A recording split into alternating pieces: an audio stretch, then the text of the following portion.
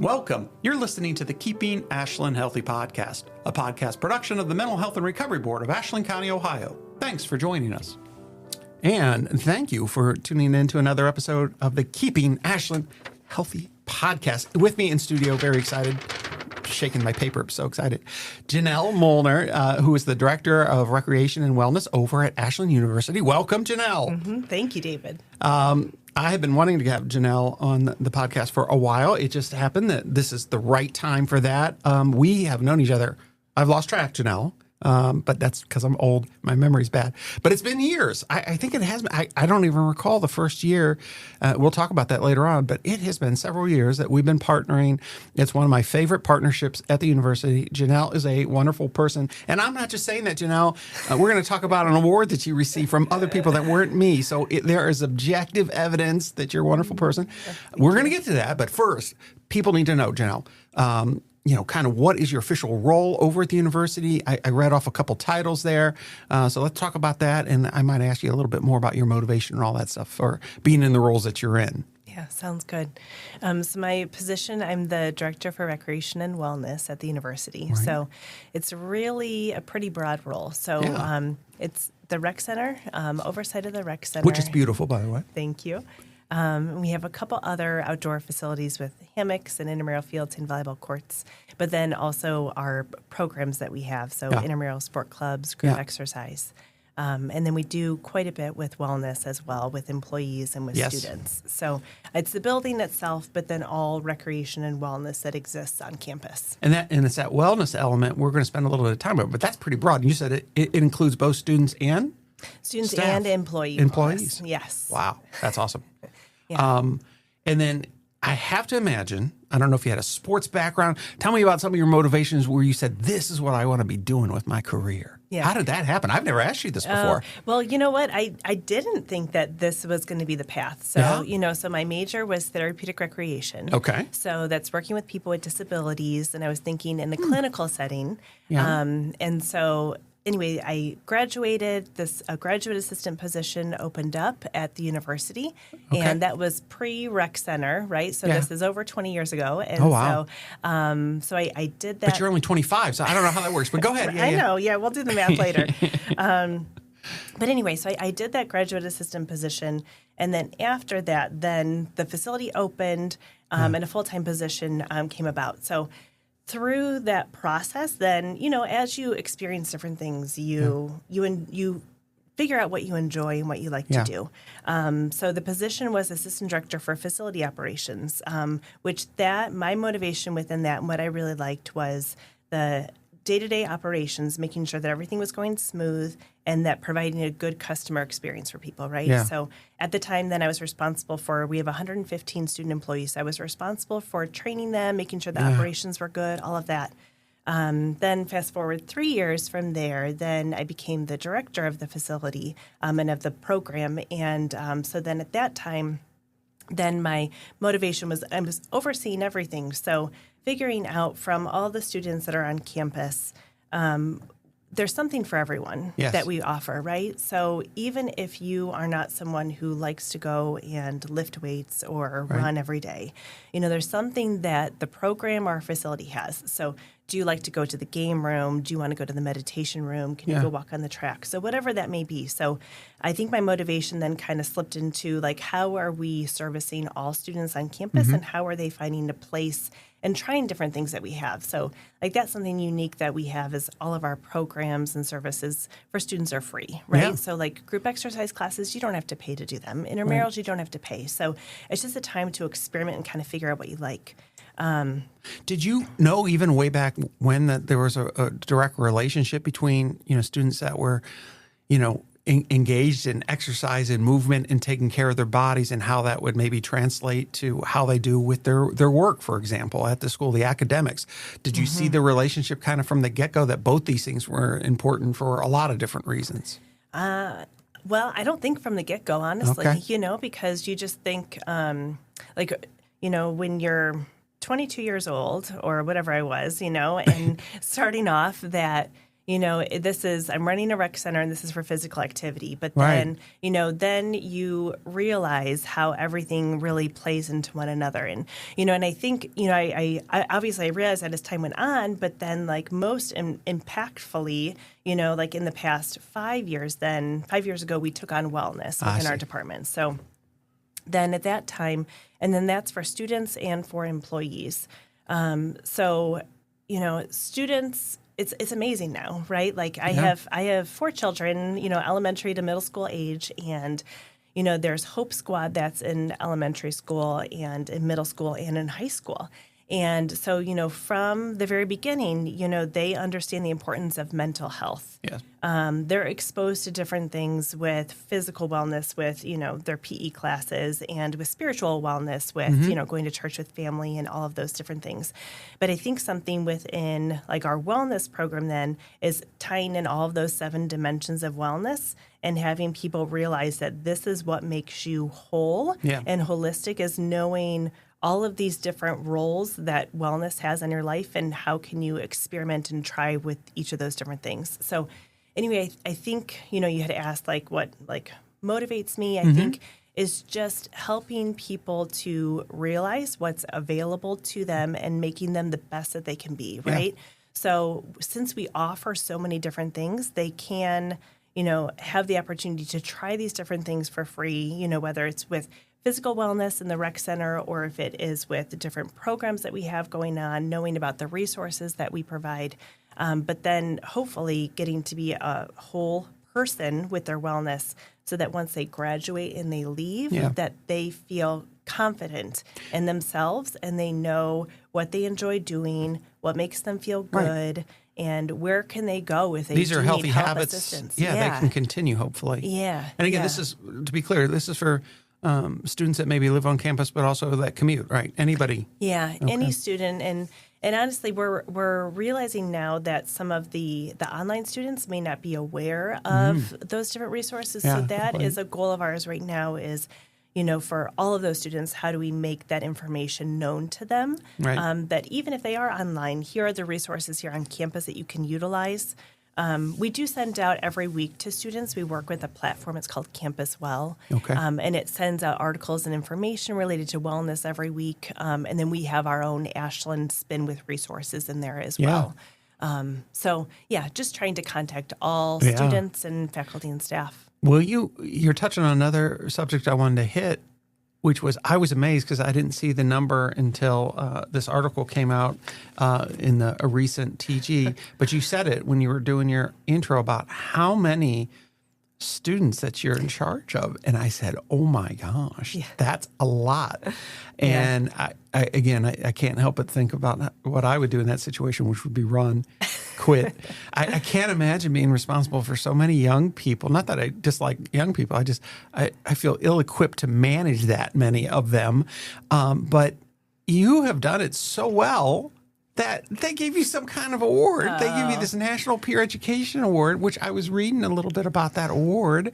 And this is a big deal, Janel. I know she's a very modest audience, so she probably doesn't want to talk about this a lot. But, I mean, think about, you at home, if you're listening, managing all these college-age young people, helping them, but instilling them, I think, a sense of work. And you have expectations, I'm sure, of them. Mm-hmm. So for some of them, it might be their first job in some regards. And negotiating, they've got other things going on in their lives. I mean, they are college students after all. So, I mean, and then this award comes along. And again, this was probably something where the young people themselves probably had to recognize that they wanted to put you up for this. But tell me a little bit about that. Like, when did you find out about it? Because this involved you going out of town for the award ceremony and all that. Yeah. It was at the NASPA Strategies Conference, which was in Chicago in January. Okay. And God bless Sarah Watson. Yeah. She was our wellness intern and our wellness team president. And so she nominated me for this. And so it was, such an honor to be nominated. And really, so the nomination was as a peer education advisor. So within our wellness team, then we have peer educators So she had nominated me for that piece of it. Yeah. But really, I guess like within her nomination was just really like the mentorship and the relationship that we had in her growth and her development, and hopefully then within the other interns that I work with, and then our student staff as well. Yeah. So, I mean, I've been at Ashland for 20 years. And Right. so, do you ever think about all the young lives that you've had an impact on? well, it's really cool. And, I know Facebook is kind of like an old person thing, That's but what they tell me. Yes. that's what the college students say. But, but that has been like a good way for me to connect with our old student employees. And I've been so blessed to be able to go to their weddings or, see like I get birth announcements and, or something will come up and reminds me of an old intern, so then I message them, and we chat and, and then, so recently like something came up at Christmas time and I had messaged an old intern and so we were chatting and, and he just was reflecting back on, and this was 10 years ago he graduated, but like reflecting back on his experience and how impactful it was. And, so it has just been, great working with students and to see their development and, hopefully then the things that they learn during employment in the rec center or internships sticks with them, throughout their time. So, but for some students, this is their first job that they have, and I'm so thankful that they have that, because I think sometimes students might think, I'm going in and I'm getting an education and thinking that degree then will get them that position, but there's so many transferable skills in any position that you do. You just have to think about what are those different things that you're learning and how can those carry over to your next job, and that's what we try to help them to see as well. I didn't tell you I was going to say this, but it's just hard for me. I can't even do the math. I'm fairly good at math. I just can't imagine the positive impact you've made over the years you've been there because, as the audience knows, one of those kind of risk corridors, if you will, for young people for mental health struggles, mental emotional struggles is those college years, that kind of 18, 22, 23 time horizon. And what research is telling us that oftentimes it's the positive, caring, supportive adult that is available that can really help keep somebody, from maybe going in one direction versus another, a positive versus a negative. And I get it. I'll say this. I think whether you thought of it that way, Janel, I think you've been a protective force, a supportive force for more people than you probably could count. Either of us could count. And the fact that you follow up with some of these folks after the fact, I'm not surprised by it, but it does, I think, just speak to you and your dedication to what you do and why people, I think, respect and gravitate towards you. And even, like you said, young people that maybe are just meeting you probably hear pretty quickly, no. Listen to Janel. She's got your best interest at heart, and she's shown that over the years. And you're going to learn something. Just listen, because 18 or 19-year-old that's never worked in their life, it's like, well, I think I can do anything. But you're right. You're teaching them real transferable skills through this, and I'm just excited. This is one of the reasons I wanted you to have on the podcast, because one of my taglines for the episode description is, I guarantee you most people in the community just don't know all of the good work that's going on at Ashland University, whether they have a son or daughter there or not. These are the kind of human beings that the university's putting out, and they're putting them out because of people like you, Janel. So thank you for sharing that. So that on-campus wellness team, that was one of the areas we talked a little bit about and worked together on. And Sarah, as you said, and Sammy, we're in, I can't remember how many months ago. So audience members, that's an episode. If you want to listen to Sarah and Sammy talk about the wellness team, you can look back on that. But so you oversee that. And again, like you said, that was been the last 5 or so years. That is something new that kind of came to recreation. And any thoughts on that, like where that's going in the future? Because I have to admit, it's still relatively young as a program, but I mean, I've got some thoughts on it, but I'd be curious where you see it going in the future. Yeah. So when we took over wellness, there was a core group of students that were peer educators. And then as time went on, and literally when I say core group, I'm talking like 5 people. Okay. You know, and then, some would graduate, some were busy with different things. When Sarah came on, there was like 3 people. Okay. And so, so as we were talking about, what our vision was and where we could see the program going, it was, we need to get more people behind us. We have all these ideas, but there's no way that we can do this with the numbers that we have. Too much for the numbers, Yeah. So, so we worked to develop the wellness team. And we had this, what we thought was this far-reaching goal that, our goal is to have 30 people on this team. And I remember saying it to Sarah, and she's like, wow, that would be awesome.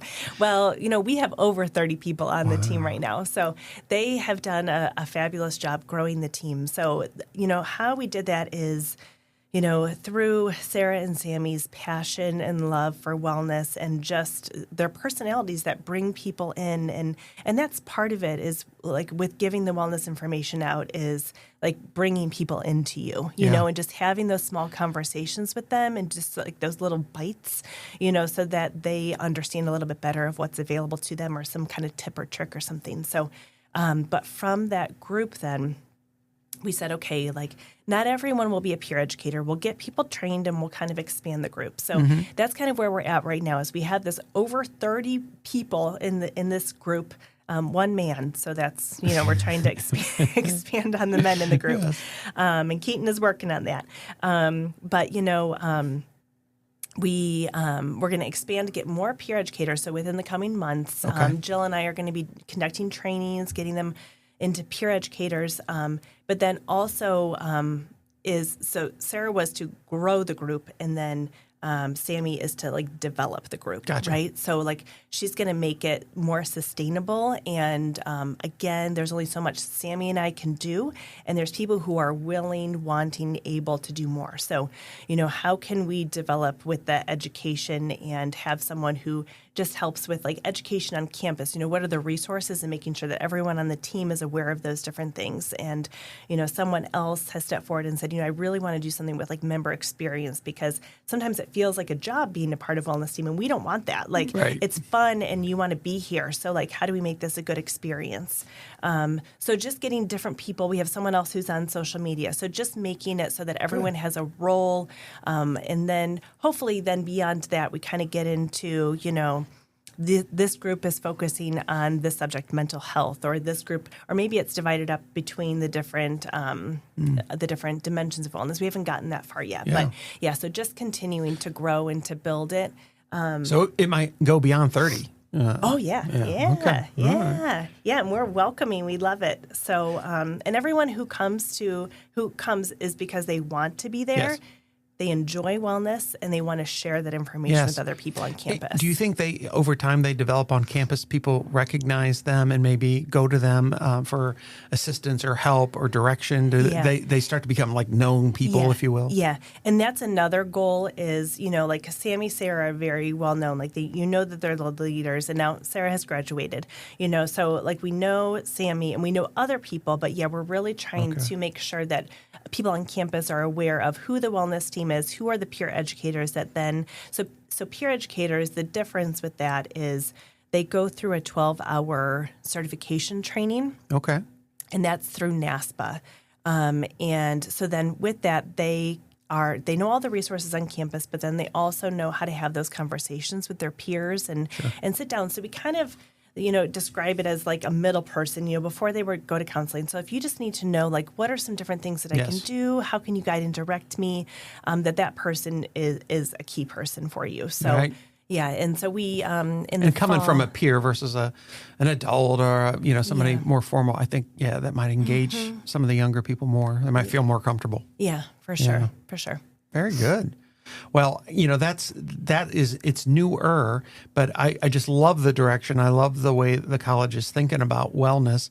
Again, for years we've said in the community behavioral health world that, what we say primary health, physical health is mental health. I mean, these things go together. Yeah. And as we were talking earlier, we understand recreation and working on our physical health is helpful. Emotional, mental health is critical if you're going to be academically successful. And as you said, that's why the dimensions aspects that the universities embrace. I think, again, that holistic approach to wellness is critical. It's one of the things we've tried to emphasize here at the board with our provider agencies in the community. So whenever whenever I see partner agencies adopt a very similar kind of framework, I just like to spotlight that because I think that's key. I mean, we can't just take one piece, one dimension, if you will, blow it up and act like that's the be all end all and just you don't need to worry about these other things. We've seen over time, and we have plenty of research to show that does not work.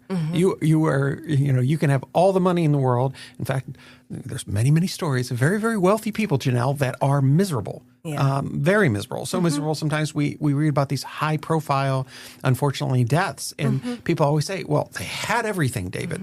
And kind of closer to home with athletes. Sometimes you see these athletes and it's like people have a difficult time understanding why. And once we dig in a little bit, we just find out that there wasn't all these other dimensions developed. They were letting those things go. Yeah. So whether it's, like you said, the spiritual, or they didn't have connection with community, and they didn't really have relationships with other people that didn't focus on money or power or fame or something like that. So I love the wellness focus that you guys have on campus. So. Yeah, thank you. And a cool part is that it's a total buy-in from the university, right? Yeah. So it's not... Yeah, you can't do it without that, right? Yeah. So, our job is just to make sure that people are aware of everything that's out there, right? So, we're just kind of packaging it pretty to say, you can go to tutoring and you can go to the writing center and, those are your, your intellectual, and with your occupational, there's the Career Center for Life Calling. So just making sure that, and just kind of realizing that that's part of wellness, right? Yes. So like you said, just not disregarding different aspects and, Just because it haven't historically been talked about as much as being part and important to your wellness. So let me switch gears just a little bit because, again, you mentioned how much time you've been at the university. So that means you've seen a lot of students over that period of time. And I always ask folks that have been at a particular organization or institution, and about trends and patterns. And so I always like to ask about, when I talked with Dr. McKnight, I asked him something similar. But when you look at the last 15, 20 years and just mental and emotional needs or abilities or whatever the trends might be for young people in that age group that you've been seeing. Have you noticed any trends or patterns or over that period of time? I'd just be curious of that. Yeah. I think that, and I think a lot of people say this, but COVID is a pivotal. That was a marker event. Yeah.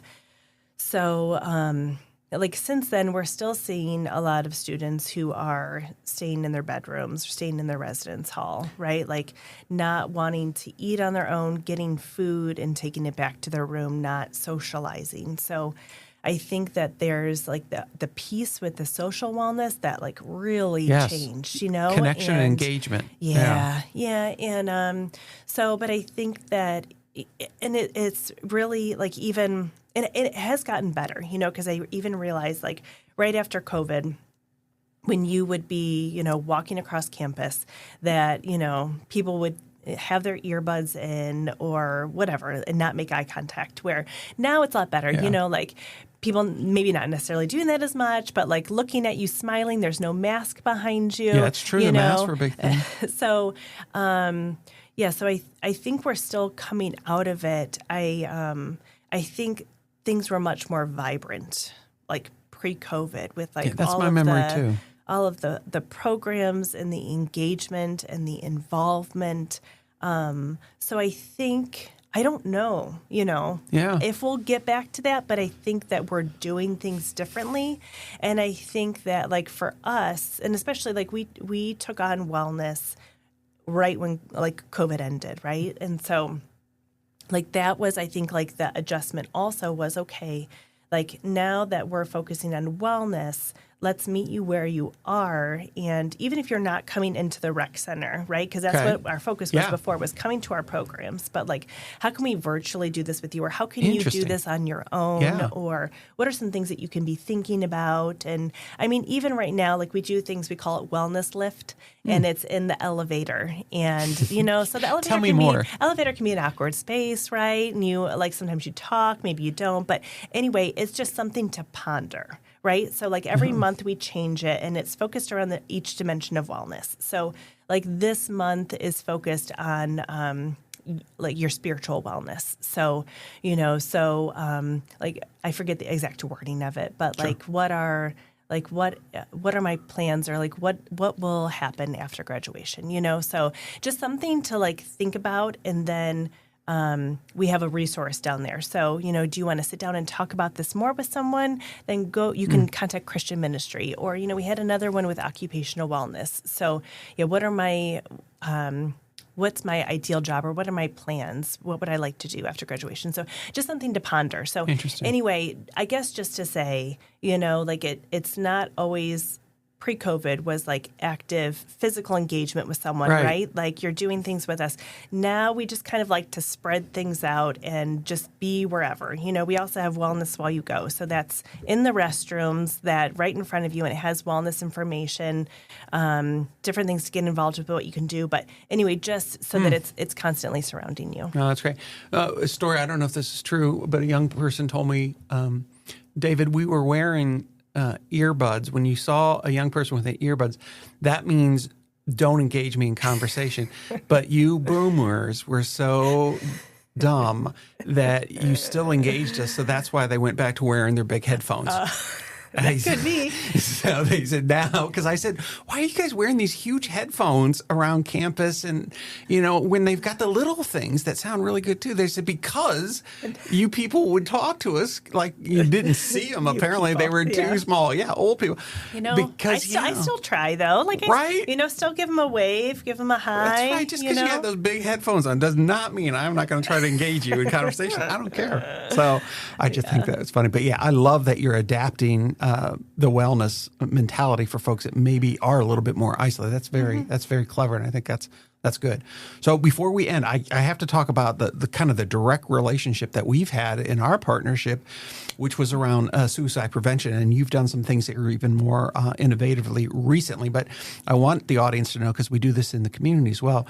Janel was all on board with our question, persuade, and refer, which we've been doing at AU for a variety of groups, from the RAs, to different staff, to some of your staff over the years. And we do that 2, 3, 4 times a year now. I've lost count how many sessions we do. I was thinking about that on my way in, and I think it's like 5 to 7 times a year now. 5 to 7 times a year. Just with some academic classes that you've been going into. There's a faculty session you'll be going into. Yes, about 5 to 7 now. Yeah. And again, this is all about trying to give people some basic tools that if they notice somebody that might be struggling, maybe how to engage with them by asking them, the question around suicide, and then hopefully giving them enough tools and skills that they could help direct that person to helps on the campus, which you guys have a lot of helps, including 24/7 helps on campus. So we've been just trying to train up as many folks as we can. I love that partnership. In fact, we do the last Sunday in September, we do our Suicide Prevention and Awareness Walk, which is part of Suicide Prevention and Awareness Month here in Ashland County. And Janel and the wellness team, you guys have been doing so much for us the last few years. We really appreciate that partnership, because they've been walking. Sarah has spoke when she was, still at the university. She spoke a few times. We've had other speakers from AU, like Randy Spade, who spoke, who was wonderful. So that's another real tangible partnership between the community, the board, and Ashland University around suicide prevention. But, even beyond the QPR, you had started looking at other ways to get this information even more in front of more people. So talk about MindWise. This was something you come up with. You did some research, and you've done some things on campus, and I think it's spread even faster than I realized. So if you don't mind, talk a little bit about MindWise. Yeah, gosh, this is something I'm so proud of. So last year we received a mental health grant, and we were able to purchase MindWise SOS Signs of Suicide. Okay. So now it's going by Signs of Suicide is the name of it, and so we purchased that, and so that is an online Signs of Suicide training. They specifically have training for faculty and staff and for employees. So it's online, 30 minutes. 30 minutes, that's great. And self-guided. So you can even pause, you can go back to it. But it really, I think ultimately it is just really talking about listening, being observant, caring, and what I like to say, just being a good human, being right? a good human, that's right. So, so if you are recognizing a change in someone, so, being on campus, if someone's not coming to class or always coming late, they're not turning in assignments, just taking time and having that conversation with that person, because then through that conversation, then there might be more that comes out that then you then can help to direct resources to. So let me walk you to this office. Here are telephone numbers to call. Here's how I can help you. So, so we launched this. We started it in October of this year, and we sent it out to students, faculty, and staff. Now, we did have an incentive, too, for completion, but we have had over 550 individuals complete this training. So that's students, faculty, staff. We did send it out to parents. We have had a couple of parents. I know you took this also, David.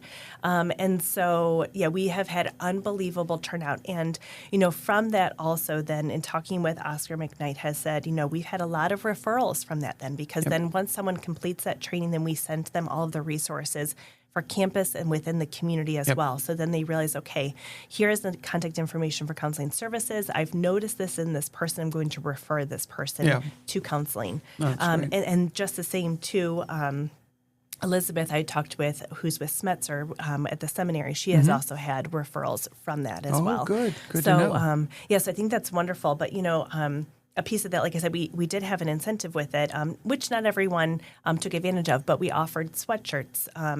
And so it's positive messaging, and it says your mental health matters. So there is about 270 of those sweatshirts that are across campus, David, which is so awesome, and across the nation. So, because we do have some employees that work remotely or in corrections ed or in different spaces.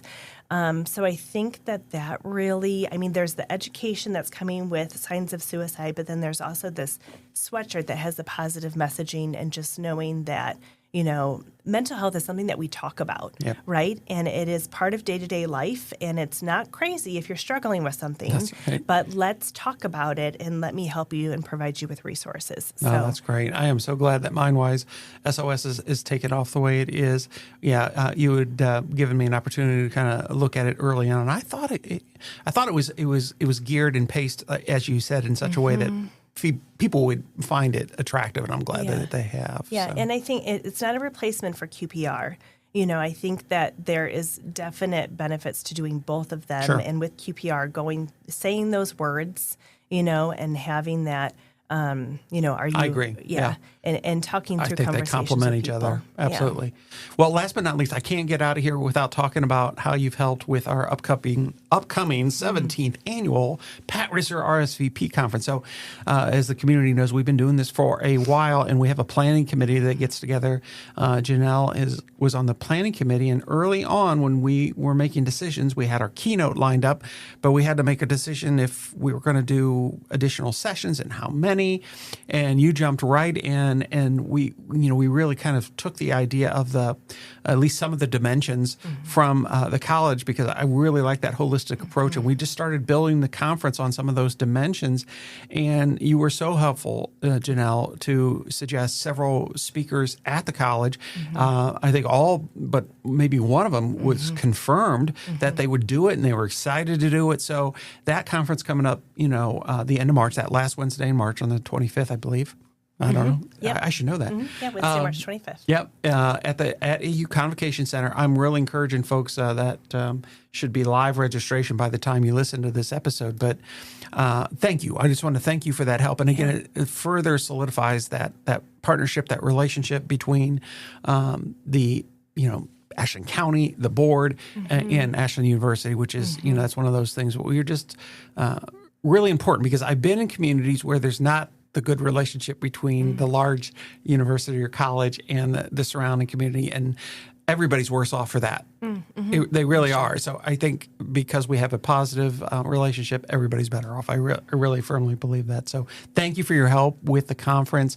I think you might be out gallivanting somewhere. I don't know if you're going to be able to be at the event, but you've done so much behind the scenes. I'm so disappointed, but I'm hoping that I can sneak in at the end and just to kind of see how things are going. So. Well, I hope it goes well. And let me just say as we wrap up, Janelle, we talk about mental health matters, but I have to say, the work that you're doing matters, right? So Janel Molnar matters at Ashland University, and you're mattering in the lives of many, many young men and women, and you have for some years. So thank you for taking time out to do this episode with me. Yeah. Oh my gosh. Thank you so much, David. All righty. Thank you for listening to another episode of the Keeping Ashland Healthy podcast. The podcast is a production of the Mental Health and Recovery Board of Ashland County, Ohio. You can reach the board by calling 419-281-3139. Please remember that the board funds a local 24/7 crisis line through Appleseed Community Mental Health Center. It can be reached by calling 419-289-6111. That's 419-289-6111. Until next time, please join us in Keeping Ashland Healthy.